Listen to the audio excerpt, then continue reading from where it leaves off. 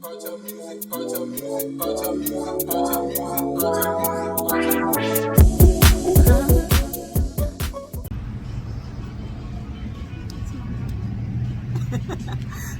guys, and welcome back to my channel. I have my little sis. I've always called her my life. We had our patches like normal people do. We had our time.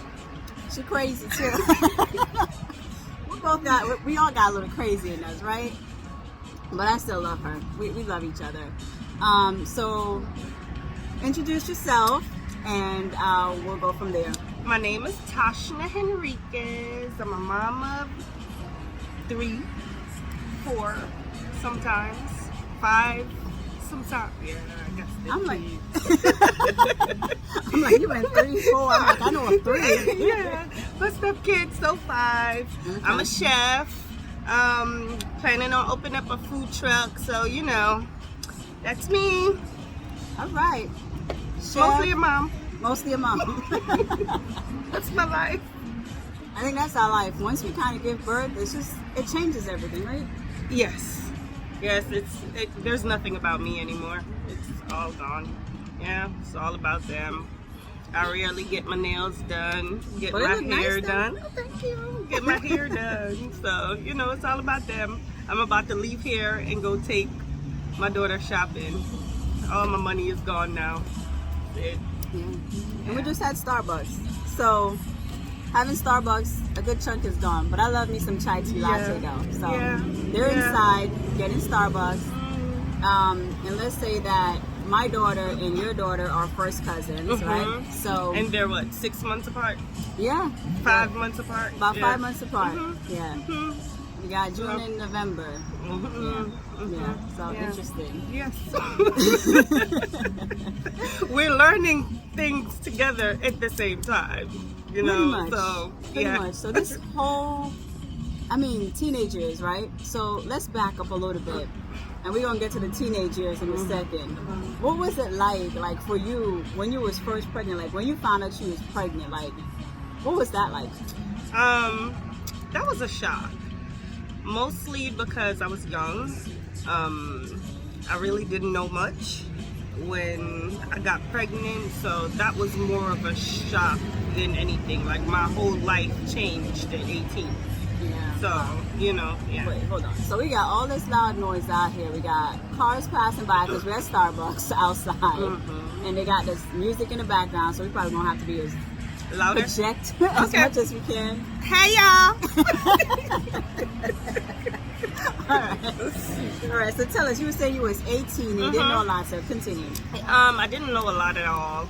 I had to learn basically with my daughter growing up. It's like we were growing up at the same time.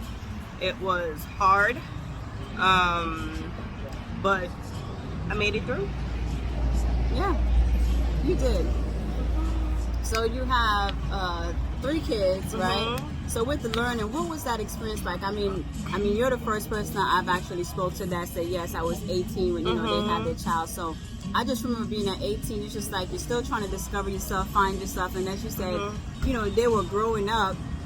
You was kind of growing up with them at that time, right? So with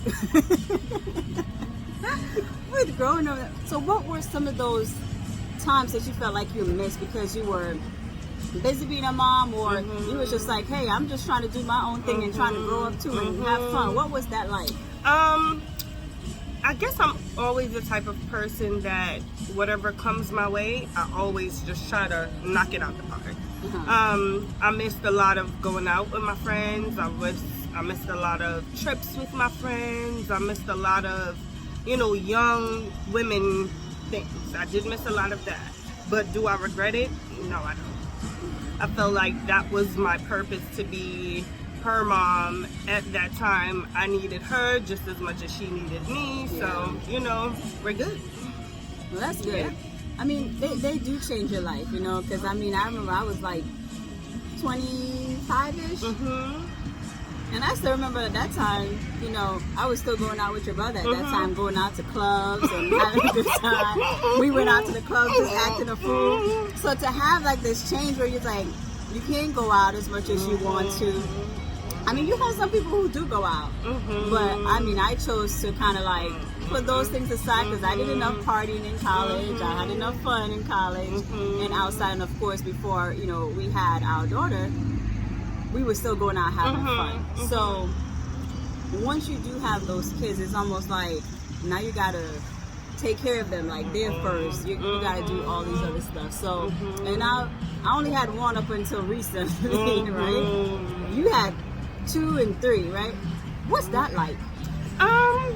Every kid is different. That's what I realized. So the things that I did with Manaya, which is my oldest, I can't do with Tiana, which is the middle one. Tiana is really chilled, but she knows what she wants. And if, it's any other way, it's an issue. Manaya, I could tell her no problem. Then I have a boy. Oh my God. I just made that face like, I mean, he's only one, but I'm just like, oh my God, this boy right here. Oh my gosh. I think he's at the point now where he's learning who he is, which makes it a little bit easier. He's really chilled. Like, that's my most chill child there is. So that's good. But I mean, we just. How old is he? He's 3. He's 3. I have a 15, a 10, and a 3-year-old. Why? I don't know. I started over. It is what it is. Okay, y'all? I don't know. No judgments here, okay? Look, God knows what he's doing. No judgments, So, I mean, at the end of the day, I think they're just a blessing. Yes. And just to be able to have them, you could have a 14, almost 15 with a 1-year-old. Now that's a huge. So you thinking yours is a start over? Mine is just like night and day. Why? I don't know why, guys. I don't know. I'm almost 40, so I don't know why, guys. I'm still trying to figure it out. I'm still even thinking if number 3 is possible because I don't even know. But I don't know. I'm almost 40, so I got like this little time gap that I'm working on. So because 40, I'm trying to travel the world. The shop is closed. This is temporary, temporary open. It's temporary. It is due for a close very soon. Very soon it's about to close. So let's fast forward to these teenagers because that's where I am. I know you are, and I know the struggle is real. The struggles are real. Tell me about some of your challenges. With a girl, of course. The only thing is, there are certain things that I didn't learn when I was growing up. My mom didn't teach me. So I'm at the point now where I'm trying to teach her things that I feel like I'm just learning or I just recently learned. I'm gonna say it's easy because she takes in everything that I say. So it's a little bit easier with her. But the hormones, Jesus. We gonna help me. We gonna pray and we gonna keep praying for these hormones. Yes, because it is. Sometimes I'll talk to her and she'll be like, okay, mama, and then sometimes, why do I have to cook breakfast? I made breakfast 3 days ago. 3 days ago? You still have to eat today. 3 days ago? Seriously? Right. But other than that, I mean, I feel like it's just normal teenage stuff. I understand. I've been through it before, so. But I think this new generation though is super different. They're so open to every single thing there is. They're open, like, and their opportunities are here when ours were here. That's a good point. Yeah. I mean, you said a couple things that I want to touch on a little bit too. One, you said like things that your mom didn't, taught you, and I appreciate your transparency and saying, hey, now I'm just learning this at like 30 plus years old. We were 35? 34. Don't be trying to give me an extra number. I'm still young. No. My apologies. Yeah. So that's real because there are certain things that I remember, like my mom, didn't get a chance to do, like, really be there all the time because she had to work. So for me, I was just like, I'm gonna shower my kid with so much love. So I'm just there, like, I'm showing up for everything. I'm sacrificing this because I want to be there because I remember what that was like when she wasn't there. So that's one of my pieces. What was something, like you said, now you're now teaching your daughters or and your son that you're just learning that your mom didn't give to you? Man, I'm trying to see if I should say this one. when I was growing up, there wasn't really a lot of love from my mom. She was, I can't say she was doing her own thing because I had what I needed, like, rules, clothes, food, but the emotional part that was supposed to be there, it's not there. So, I teach my kids, okay, you gotta respect each other, you don't talk mean to each other.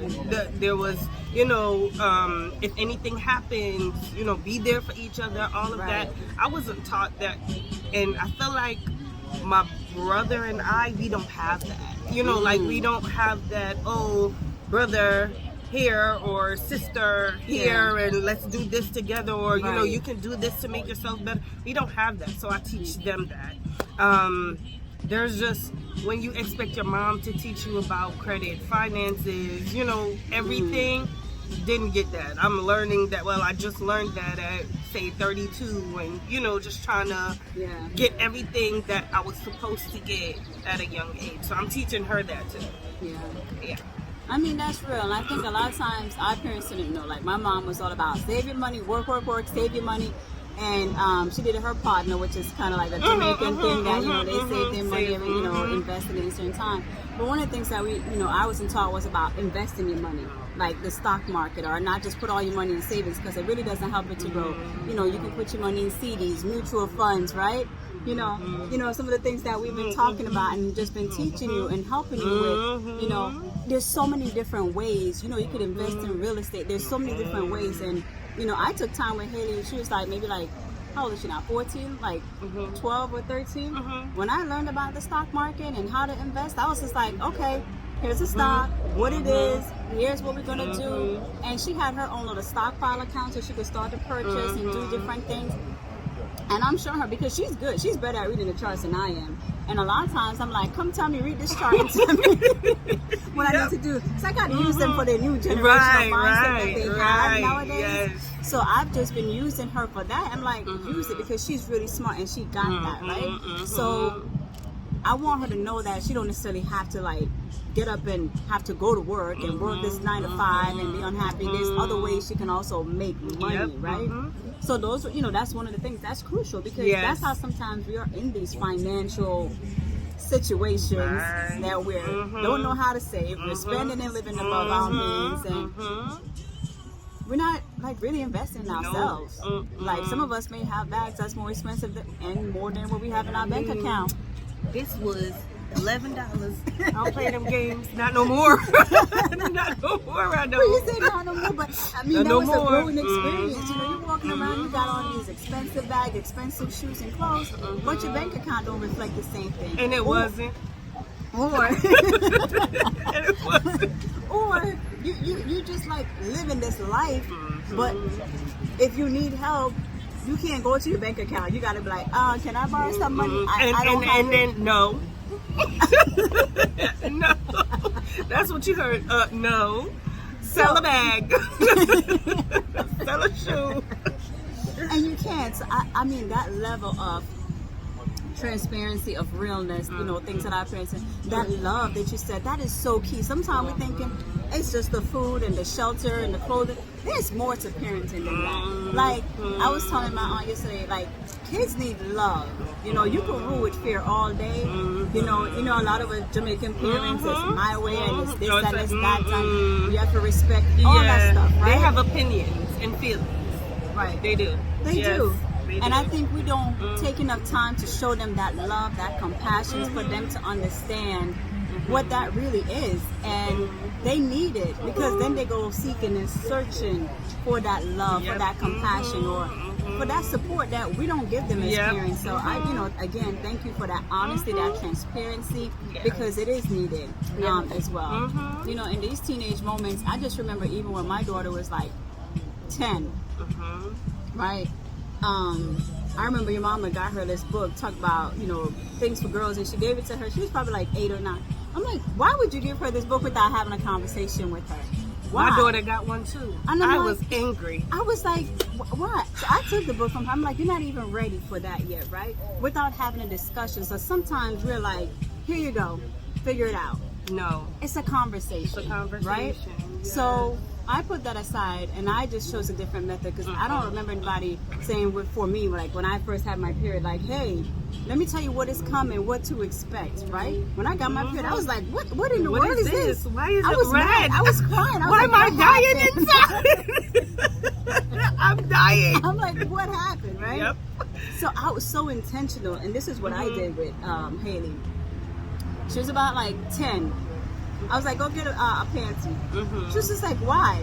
I'm like, go get a panty and come back here. She got a panty.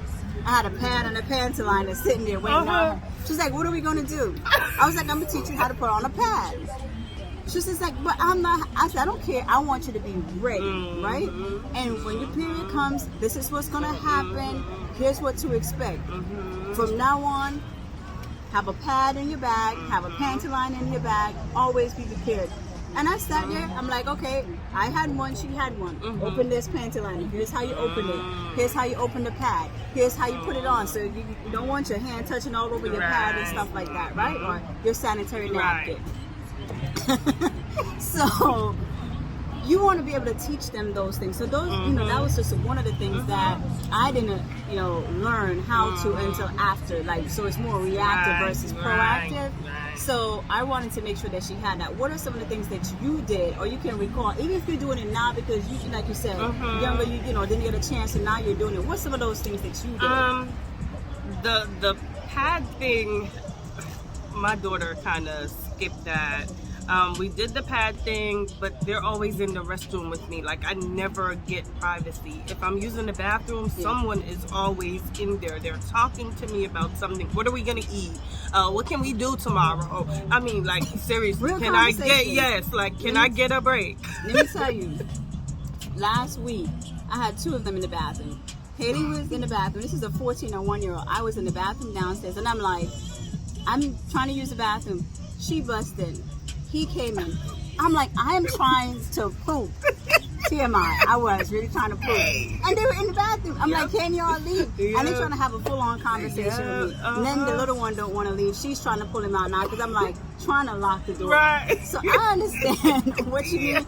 And I was so shocked because I'm in the bathroom and I have they don't care. These two, a bigger one and a smaller one. Like, I was They like, don't all care. I need is to poop in peace. I couldn't get it. Just 10 minutes. Just give me that. I don't to even need myself. 10 minutes. No, just give me 10. Give me a break.